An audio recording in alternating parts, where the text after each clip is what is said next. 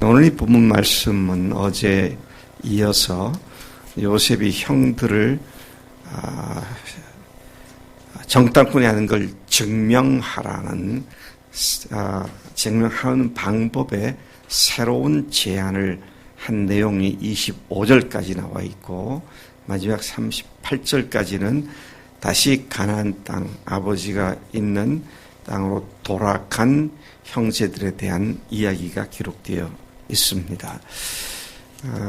먼저 25절까지 내용을 다시 살펴보면 요셉은 형들을 옥에 가둔 지 사흘이 지난 날 그들에게 다시 서서 나타나서 나는 하나님을 경외하는 자인데 너희는 다음과 같이 내가 하는 대로 해서 생명을 보존할 수 있을 거다. 그러면서 한 사람만, 너희 중에 한 사람만 옥에 갇혀 있고 나머지 8명은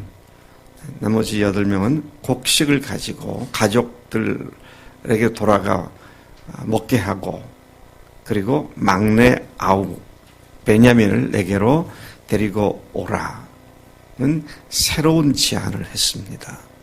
어제 제안한 것과 오늘 제안한 것이 다르기 때문에 제가 새로운 제안이다. 어제는 9명의 형제들 중에 한 명만 가서 베냐민을 데려오라. 그렇지만 오늘은 감옥에 한 명만 남고 나머지 8명은 식량을 가지고 가서 그 아버지와 가족들로 먹게 하고 그리고 베냐민을 데려와라. 이제 그런 이야기를 하고 있는 것이죠. 어제는 8대 1로 해결해라. 오늘은 1대 8로 해결하자. 그런 제안을 하고 있습니다. 지금 여기에서 가족에 대한 요셉의 배려를 우리가 읽어볼 수가 있습니다. 훗날 요셉이 자기가 누군지를 다 알리고 가서 가족들, 아버지를 비롯한 모든 가족들을 모시고 다시 이 땅으로 오라고 얘기했을 때, 그래서 그 가족들이 애굽으로 왔을 때 무려 70여 명이 있었잖아요. 근데 지금 여기에 온 사람들은 9명인데 그들을 붙잡아 두고 한 명만 보내면 70명, 이 형제들을 빼고 60여 명이 굶주게 생겼으니까 사흘 동안 생각한 요셉이 그 가족들을 생각하면서 다시 제안을 바꾼 것을 우리가 잘 알 수 있습니다. 가족에 대한 사랑과 그의 배려를 여기서 읽을 수 있죠. 21절부터 25절까지를 다시 들여다보면 형들은 형들이 자기를 30여 년 전에 팔아 넘길 때에 누가 어떻게 했는지를 밝히 알게 되었습니다. 이 9명의 형들 중에 제일 못된 형이 이 형이구나. 그래도 나를 생각했던 형은 이 형이구나. 근데 묶어놓고 매질을 해가면서 그때 너 동생 없어졌던 동생 누가 어떻게 했어? 그렇게 신문한 게 아니라 자기들끼리 그 얘기를 서로 하게 되죠. 왜냐하면 그때 그들은 자기들이 이런 어려움 당하게 되는 이유가 30여 년 전에 말죄를, 정확히 말하면 20 한 몇 년 되겠습니다만은 말죄를 팔아 넘겼대. 당시에 말죄가 아니죠. 11번째를 팔아 넘기자고 했던 그것의 핏값을 지금 우리가 받고 있구나. 그렇게 생각을 하고, 그러니까 이제 그때, 내가 그때 뭐라 그랬어? 그러지 말자 그랬잖아. 형도 나중에는 결국 동의했잖아. 이러면서 이제 지들끼리 하는 얘기를 요셉이 다 듣고 있는 그런 장면입니다. 그들은 요셉인 줄 꿈에 생각하지 못했고 히브리 말을 할 줄 안다는 것도 전혀 알지 못했죠. 왜? 요셉이 그들을 대할 때 통역을 세웠기 때문입니다. 통역하란 말을 안 하고 지들끼리 하는 얘기를 가만 들으면서 다 알게 됐죠. 자, 기가 막힌 얘기입니다. 형들이 한 20몇 년, 30년 가까이 전에 자기에게 했었던 그 상황들을 요셉은 소상히 그들의 입을 통해서 듣게 되었다. 마지막 때 각 사람이 자기가 행한 일을 하나님께 직고하리라. 직접 고하게 될 것이다. 그런 말씀을 연상시키는 그런 장면인 것을 보게 됩니다. 이 얘기를 한참 얘기를 할 때 맏형인 루벤이 뭐라 그럽니까? 내가 너에게 그 아이에 대하여 죄를 짓지 말라고 하지 아니하였더냐? 그거 봐, 내가 그러지 말자 그랬잖아. 이제 이렇게 얘기를 하는 겁니다. 그래도 너희들이 듣지 않았고, 그래서 우리가 지금 핏값을 치르게 된 거다. 이제 이렇게 얘기를 하죠. 근데 그 자리에 바로 요셉이 통역 없이 있다가 그들의 말을 다 알아들었는데 형들은 자기들이 한 말을 요셉이 알아들었는지를 전혀 눈치채지 못하고 있는 이런 상황이었다는 것입니다. 므낫세가 뭐예요? 잊어버렸다. 다 잊어버렸다. 므낫세, 곧 하나님이 잊게 하셨다고 고백한 요셉은 그 형들의 말에 더욱 우라가 치밀어서 보복하려 드는 것이 아니라 므낫세를 외친 그는 그 형들 앞에서는 북받쳐 오르는 소회 때문에 울지 못하고 밖에 나가서 울고 다시 돌아와서 형들에게 이야기를 하면서 아까 얘기했던 대로 그들이 행할 것을 요구하죠. 그래서 어떻게 합니까? 그들이 9명 중에 1명을 딱 제시하지를 않기 때문에 어떻게 해요? 이제 9명이 10명이죠. 지금 10명이죠. 그러니까 시므온을 딱 지목해가지고 감옥에 쳐 넣었습니다. 그리고 나머지는 다 돌아가라고 곡식을 주고, 그리고 그들 모르게 그들이 곡식 단 자루 속에다가 그들이 갖고 왔던 돌을 다시 다 넣어서 도로 갖고 가게 그렇게 한 것이 25절까지 얘기입니다. 저는 여기서 왜 시므온을 볼모로 잡았을까 생각을 해봤어요. 시므온에 대해서 조금 찾아보았습니다.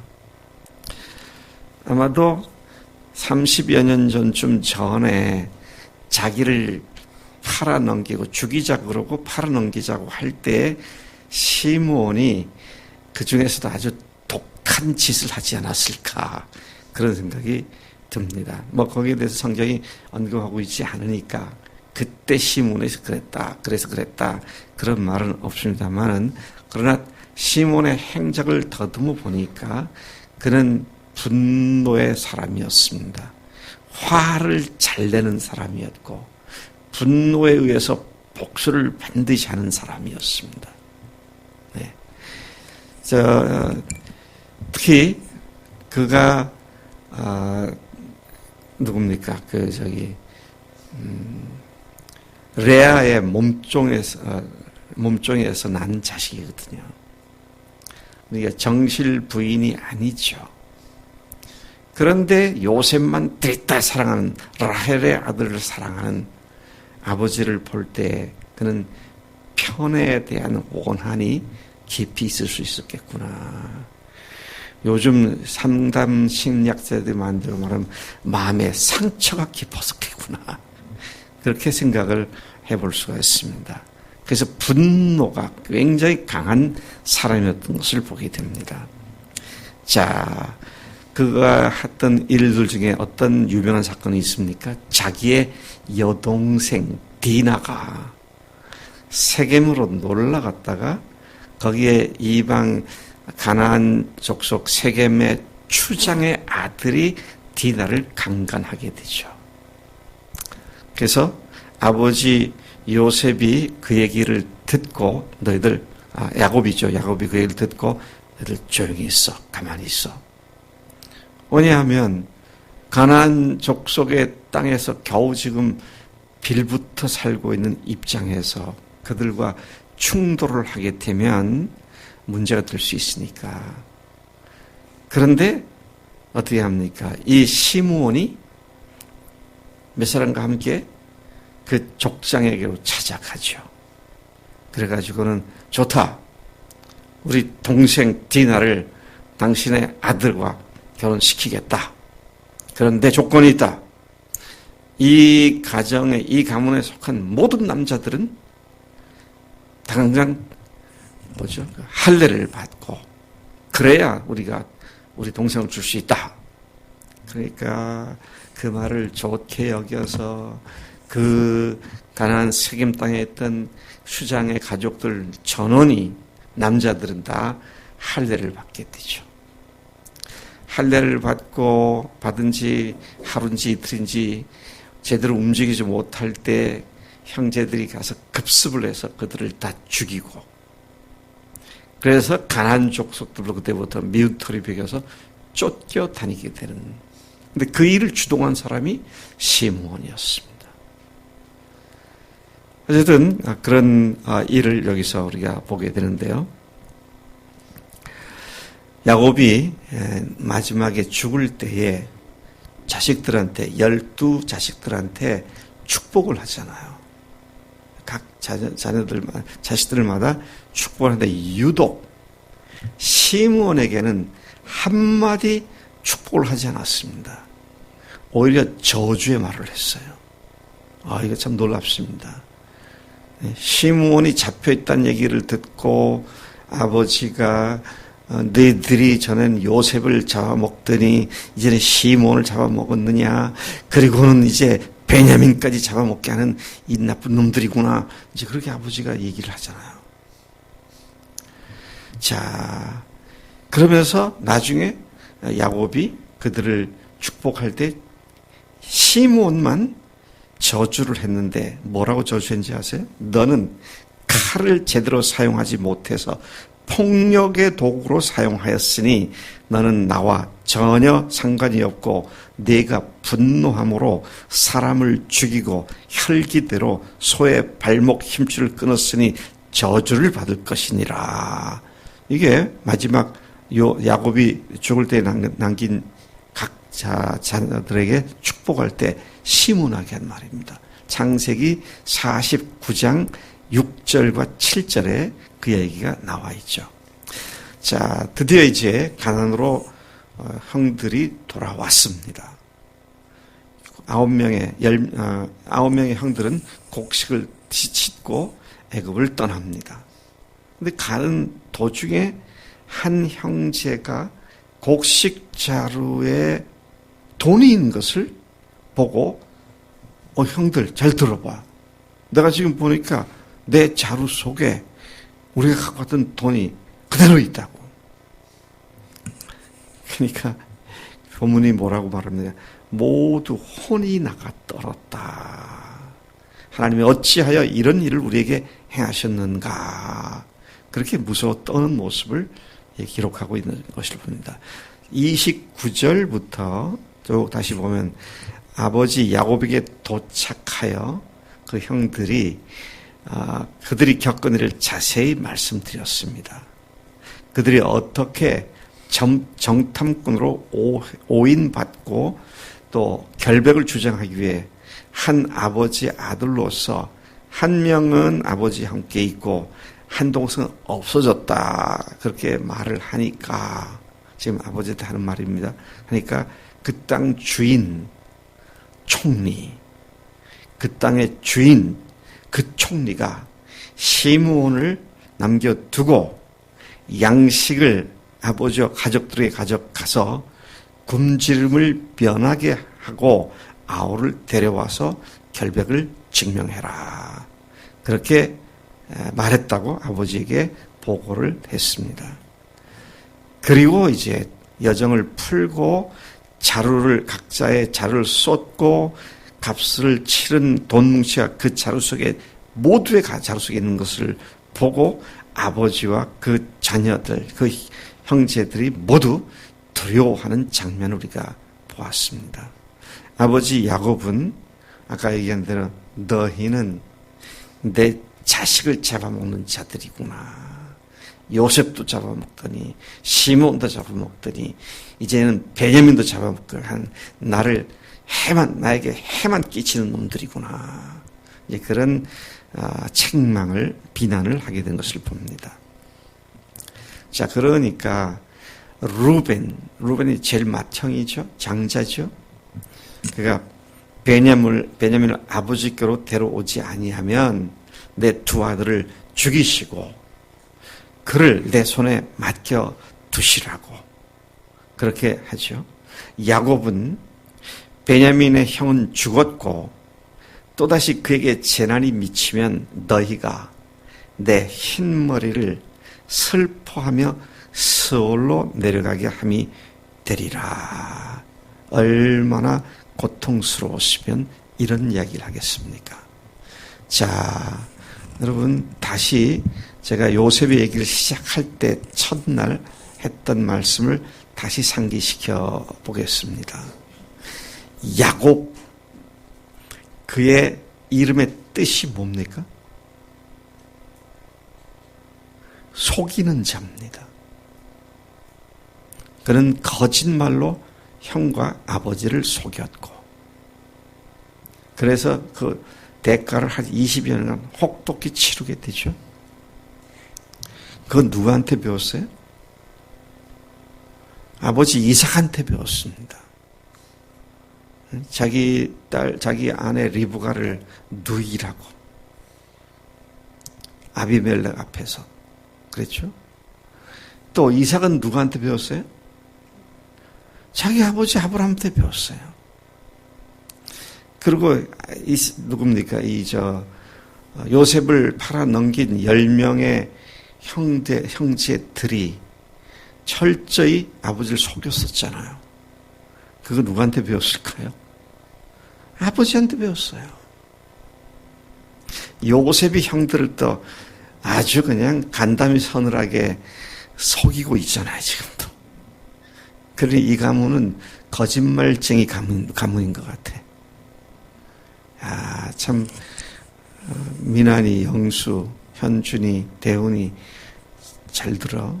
이제 앞으로 결혼하게 될 거 아니야. 그러면 부부가 어떻게 사느냐가 태어날 2세들이 다 보고 자라는 거예요. 이한이와 이래가 다 보고 자라고 있고.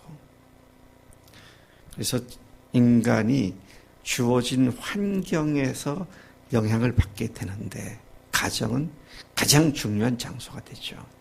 그래서 여러분 오늘 요셉의 얘기와 아울러 이 가문이 거짓말로 끝까지 고통을 당하는 그 모습을 우리가 다시 깊이 생각해야겠다. 그래서 여러분 어떤 나쁜 습관, 반복적인 실수 이런 것들부터 빨리 벗어나서 에브라임 딱 선포하고 번성의 땅에 사는 자로서의 므낫세가 아니라 에브라임의 선포와 함께 우리가 사는 것이 마땅한 줄로 믿습니다.